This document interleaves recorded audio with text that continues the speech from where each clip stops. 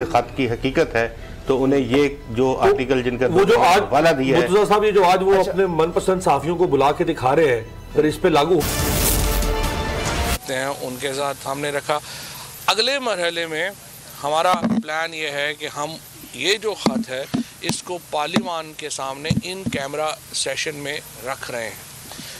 जो जिस किस्म की ज़ुबान, जिस किस्म की धमकियाँ, जिस किस्म का प्लान इस ख़त में दिया गया है वो किसी भी सॉवरन मुल्क के लिए, किसी भी मुल्क के लिए काबिल कबूल नहीं है। लिहाजा मैं इसकी ज़्यादा डिटेल्स में नहीं जाना चाहता, क्योंकि अब हम इन कैमरा उसका पार्लियामेंट में भी इसको रख रहे हैं। कल हमने कहा था कि चीफ जस्टिस साहब अगर चाहें उनको हम जो है ये ख़त दिखा देते हैं।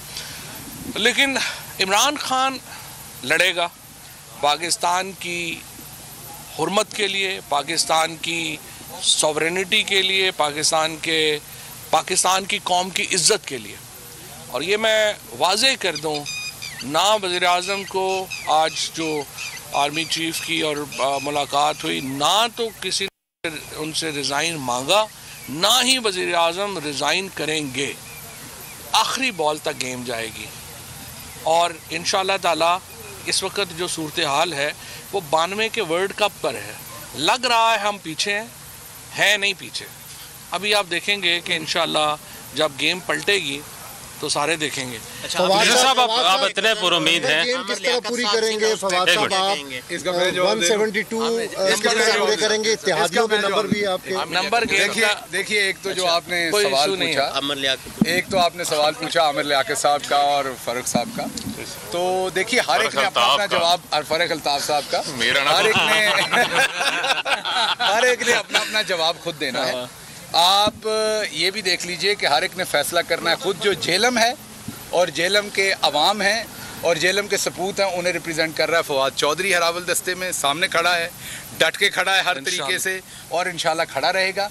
और बाकी बहुत सारे जो लोटे उधर गए हैं उनसे देखिए, ये एक दिन की बात नहीं है, कल की या परसों की बात नहीं है। ये सवाल अब नस्लों तक करने पड़ने। मैं एहसन इकबाल साहब से अब तक सवाल करता हूँ सियासी, कि क्या मियाँ जाहिद सरफराज साहब के जो अंकल थे उन्होंने एहसन इकबाल साहब के नाना को हराया था कि नहीं, जिन्होंने कायदे आज़म के ख़िलाफ़ इलेक्शन लड़ा था?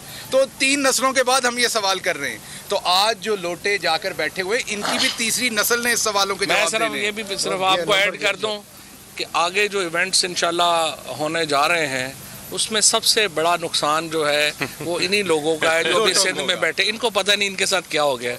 बहरहाल मैं आला अस्करी हुकाम की मुलाकात हुई है वज़ीर आज़म से, उस पे क्या हुई है जो उसकी थोड़ी तफसीलात बता दें। दो दफ़ा हुई है। आर्मी चीफ खुद आए थे। ये पाकिस्तान तरीके इंसाफ और हमारा जो मुद्दा है, हम एक बड़ी हमारी एक वाज़ेह लाइन है। हमारी लाइन ये है कि पाकिस्तान की फ़ौज पाकिस्तान का इस्तेहकाम की ज़ामन है, पाकिस्तान की नेशनल सिक्योरिटी की ज़ामन है। हम पाकिस्तान की फ़ौज, उसकी क़यादत, उसका जो एहतराम है, उसकी जो एक कह लीजिए कि उसका जो एक मुकाम है, उसको हम पूरा रिकग्नाइज़ करके, इस इमरान खान का एक ही तो एडवांटेज है। इससे पहले जो भी हमने देखा, नवाज शरीफ का क्या प्रॉब्लम था, इदारों को फतह करने के चक्कर में रहते थे। हम इदारों के साथ मिलकर काम करने को जो है वो अपना समझते हैं, मुद्दा समझते हैं, और इसी के मुताबिक हम इंशाल्लाह आगे भी चलेंगे। सर, मामला वोटिंग तक जाएगा, देखते हैं। और एक बात, डिज़ाइन का ऑप्शन जो है वो कोई ज़हन में नहीं। एक आखिरी बात बता